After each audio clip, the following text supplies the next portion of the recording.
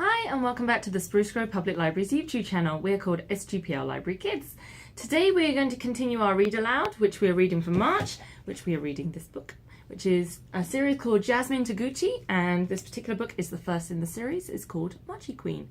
Now we are reading this because our virtual reading club that we have every month, it is a food themed month, so that's pretty tasty. And of course mochi is meant to be delicious. I haven't tried it yet, but I hope to try the recipe we have for our activities and recipes and stuff for this month, so I will let you know.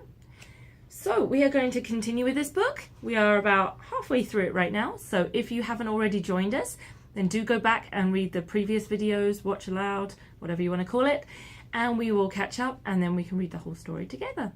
So we are going to continue with chapter 8 today, which is called The Big Question. Auntie Vicky, Uncle Joe, cousins Anna and the twins, Cassie and Leo, walked in. Cassie ran to me the minute she saw me. Her smile made my heart happy again. Uncle Ray, Auntie Beth and my cousins Jason and Frankie followed.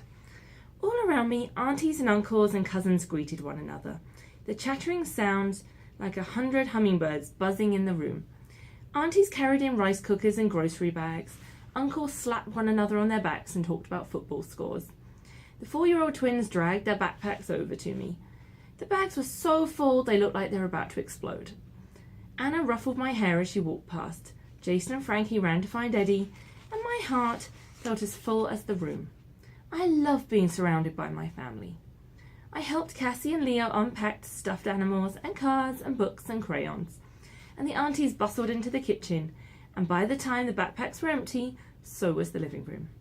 I was alone with Cassie and Leo. Last year it was me and Sophie together. We built a fort out of couch cushions and we threw stuffed animals at Eddie any time he walked by. That was fun. Now everyone else was having fun preparing for Mochisuki without me. Play with us, Cassie said as she flopped onto my lap. She was getting heavy. I had an idea. Cassie had to be heavier than the mochi hammer, and I stood up and wrapped my arms around her. I lifted her off the floor and put her down again. She clapped her hands, and Leo wanted a turn too. I lifted him and put him down. Again Cassie lifted her arms. No, Leo said, my turn. And they pressed against me. I picked Cassie up again, and then I gave Leo another turn, pretending they were mochi hammers. They giggled, and I did too. Now I knew for sure I could lift the mochi hammer. I was ready. The back door opened, and my dad's laughter boomed through the house. I got up and met him in the hallway. Hi, Dad, I said. My heart was beating so hard I thought he might be able to hear it. My Jasmine! And Dad flashed me a big smile. How goes the babysitting? I caught my bottom lip with my teeth. Dad looked like he was in a hurry, but when he saw my face, he stopped. What's wrong? I'm afraid to ask you something. Dad knelt down. You should never be afraid to talk to me, Jasmine. I want to help with Mochisuki this year, and Dad waited for me to go on. I know the rules say I have to wait until I'm 10, but I think I'm ready. Dad nodded slowly. But, I said, before he told me to talk to Mom, I don't want to make mochi with Obashan, Mom, and the aunties. Dad's lips gave a funny sideways move, almost like he was trying not to laugh.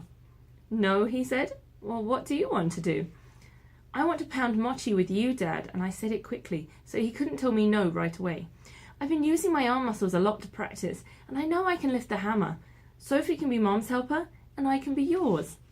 Except I didn't want to help him. I wanted to do it on my own. But sometimes with parents you have to make them feel important. Dad nodded. Let me think about it, okay? I'll let you know. And I ran back to Cassie and Leo, full of hope. And that's the end of our chapter for today. So next time we will start on chapter 9, The Long Wait. So I'm Sarah, I'm the children's librarian here, and come join me next time when we will continue with this story. And if you haven't already subscribed to our YouTube channel, SGPL Library Kids, then do go ahead. We have lots more stories, virtual story times, read alouds coming up, so do come and join us. Thanks. See you soon.